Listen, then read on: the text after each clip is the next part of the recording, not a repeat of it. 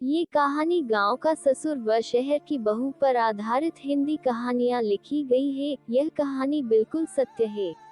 काजल की शादी मुंबई जैसे बड़े शहर में होती है।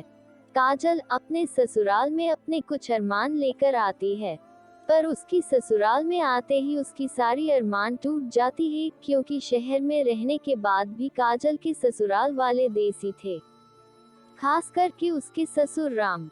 ऐसे ही एक दिन काजल खाना बना रही थी और वह खाना सबने खाया और ये कहा कि आज तो खाना तो बहुत स्वादिष्ट है। काजल का ससुर, क्या खाक स्वादिष्ट है? तुम्हारे मायके वालों ने तुम्हें खाना बनाना नहीं सिखाया। सब्जी में नमक का पता है, नहीं मसाले का। चावल भी कच्चे लग रहे हैं। रोटी देखो, रोटी एक भी गोल नहीं बनी है तुम्हारी। काजल, माफ कर दीजिए पिताजी, आगे से ध्यान रखूंगी। काजल का ससुर राम, अरे तेरा रोज रोज का ड्रामा है। कभी खाना जला देती हो तो कभी इतना बना देती हो कि फेंकना पड़ता। तेरी वजह से तेरी सास को भूखा सोना पड़ता। काजल का पति कर्ण, राम अपना गुस्सा काजल पर निकालने लगता है और टेबल पर रखा सारा खाना फेंककर वहां से चला जाता है। अपने ससुर की ये हरकत देखकर काजल बहुत डर जाती है और उसकी आंखों से आंसू निकलने लगते हैं। काजल की सास, बहू रो मत, खाना सच में बहुत अच्छा था। तू तो जानती है ना, तेरे ससुर का रोज का नाटक है ये। पर माँ, हम शहर में रह रहे और मुंबई जैसे शहर में रहकर भी पिताजी की सोच गांव वाली है। आखिर वो इतनी छोटी सी बात पर खाना कैसे फेंक सकते हैं और मुझसे इस तरह से कैसे बात कर सकते? बहू, मैं तेरा दुख समझ सकती हूँ। तुझे तो आए अभी कुछ ही दिन हुए, पर मैं तेरे ससुर के साथ सालों से रह रही हूँ। तुझे भी आदत हो जाएगी। चल, अब सारी बातों को भूल जाओ और जाकर अपने कमरे में आराम कर। कुछ देर में कर्ण भी आता होगा। काजल के घर में राम से हर कोई डरता था, इसलिए किसी की हिम्मत नहीं होती थी कि कोई भी राम के खिलाफ जाए या उसके सामने आवाज उठा सके। कुछ देर बाद कर्ण कराता है और काजल सारी बात कर्ण को बताती है। काजल, अब मुझे इस घर में नहीं रहना, जिस घर में मेरी इज्जत ही नहीं है। इससे तो अच्छा मेरी शादी किसी गांव में ही हो जाती। कर्ण, अच्छा काजल, शांत हो जाओ। पापा की उम्र हो गई है और तुम तो जानती हो ना, उन्हें ब्लड प्रेशर की बीमारी है, इसलिए उन्हें छोटी छोटी बात पर गुस्सा आ जाता है। पर कर्ण, ये सही नहीं है ना, आज उनकी वजह से हम सब भूखे। बेवजह ही उन्होंने खाना फेंक दिया। इस तरह काजल कर्ण से शिकायतें करती है, पर कर्ण भी अपने पिता से डरता था, इसलिए वो कुछ नहीं कहता। अब इसी तरह से कुछ महीने बीत जाते हैं और एक दिन राम की कुछ दोस्त घर आते हैं। काजल अपने ससुर के दोस्तों के लिए चाय लेकर आती है और तभी काजल के सर से पल्लू नीचे गिर जाता है। राम, तेरी बहू तो बहुत संस्कारी है, वरना सोसाइटी में आजकल की बहू ये तो घर आए मेहमानों को कुछ पूछती भी नहीं है। अरे भाई, ऐसी बातें कहकर उसे सिर पर मत जाओ। इस लड़की में तो जरा से भी अक्ल नहीं है। इसके माँ बाप ने इसे कुछ भी नहीं सिखाकर भेजा। राम के दोस्त, मैं कुछ समझा नहीं, तू क्या कहना चाहता है? अरे तू देख नहीं रहा, घर में मेहमान आया है, वो भी ससुर के। अरे इस महारानी को देखो, बिना सर पर पल्लू लिए हमारे आगे घूम रही है। नहीं, हमारे समय पर हमारी माँ अपने ससुर के सामने घूंघट में जाती थी और आजकल की बहू को देखो, बिना सर पर पल्लू रख के घूम रही है। राम के दोस्त, अब कहाँ ऐसी बहुएं मिलती है? नहीं, तब मैं और अब मैं बहुत फर्क है। काजल, अपने ससुर की ऐसी बातें सुनकर एक बार फिर काजल को गुस्सा आता है, पर वो अपने इस गुस्से को पी जाती है। अब इसी तरह से कुछ दिन बीत जाते हैं और काजल को पता चलता है कि वो गर्भवती है। यह बात सबको बताती है, तुमने तो मुझे बहुत बड़ी खुशखबरी दी है। काजल की सास, देखो अब तो माँ बनने वाली हो, इसलिए तुम अपना अच्छे से ध्यान रखना। हाँ भाई, बिल्कुल सही कह रहा है, और सुन, ऐसी हालत में घर पर काम करने की जरूरत नहीं है, मैं हूँ ना। मैं सब समझ गई। काजल, आपसे मैं वही करूंगी जो आप दोनों का होगी। क्या पता मेरे माँ बनने के बाद पिताजी भी बदल जाए। काजल अपनी इस खुशी से बहुत खुश थी। उसे लगता था कि ये खुशखबरी सुनकर उसके ससुर की सोच बदल जाएगी।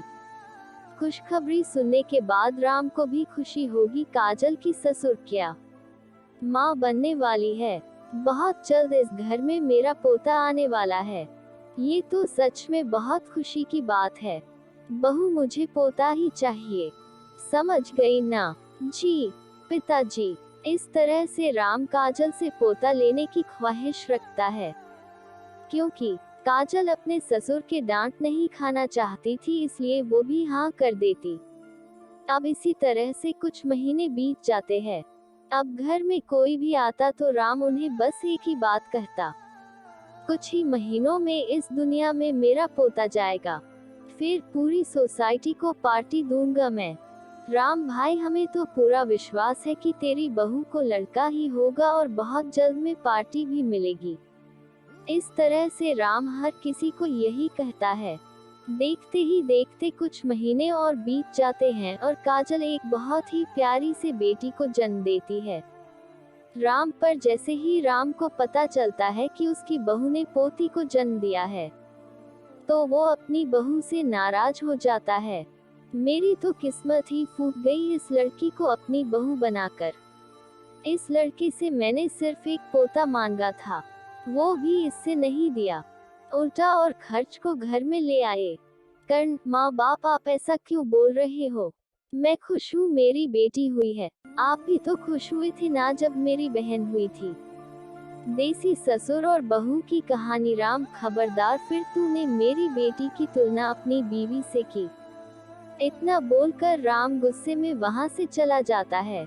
अब समय यूं ही बीतता है। राम अपनी पोती से नफरत करता है। राम काजल से कहता है, अपने बेटी का गाना बंद करवा, सर में दर्द हो रहा है। अच्छा, जब देखो तब रोटी रहती है। काजल, पिताजी, मुस्कान की आज तबीयत सही नहीं है, इसलिए वो थोड़ी चिड़चिड़ी हो गई है। तो मैं क्या करूं?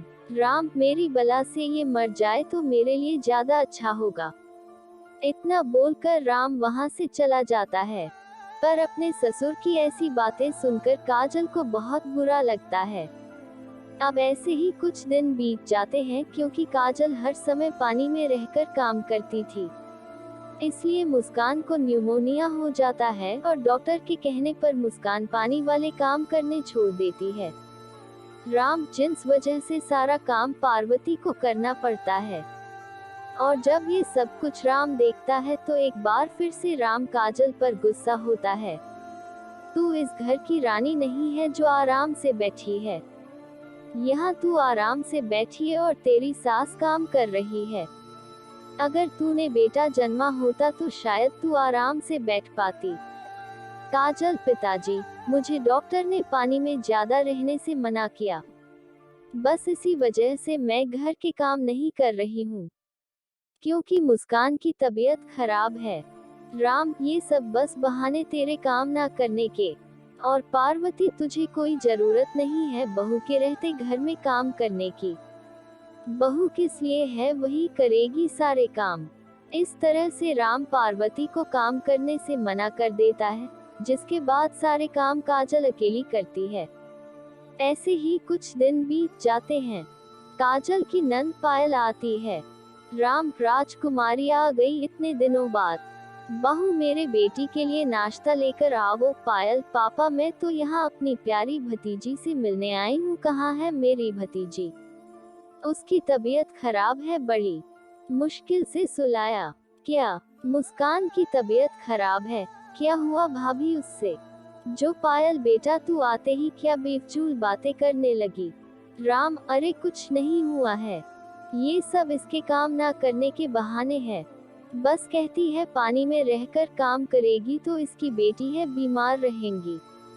अपनी भाभी के लिए अपने पापा की ऐसी सोच देखकर पायल को बहुत बुरा लगता है और वो अपने पिता से कहती है, पायल, पापा, भाभी बिल्कुल सही कह रही है। आप कैसे सोच लेकर जी रहे हो? आप अपनी बेटी को राजकुमारी की तरह रखते हो, वही बहू को नौकरानी की तरह। ये तो बहुत गलत है। पूछो, अगर आपकी बेटी के साथ उसकी ससुराल में ऐसा हो जैसा भाभी के साथ हो रहा है तो आपको कैसा लगेगा? पायल के समझाने पर राम को उसकी बातें समझ में आती है, जिसके बाद राम खुद को बदलने की कोशिश करता है और अपनी पोती को भी धीरे धीरे अपना लेता। और यह हिंदी कहानियाँ यहाँ पर समाप्त हो जाती है और इस कहानी समाप्त हो जाता है। अगर ये हिंदी कहानियाँ देसी ससुर और बहू की कहानी आपको अच्छा लगा है तो कमेंट कर सकते हैं। चैनल को सब्सक्राइब करें।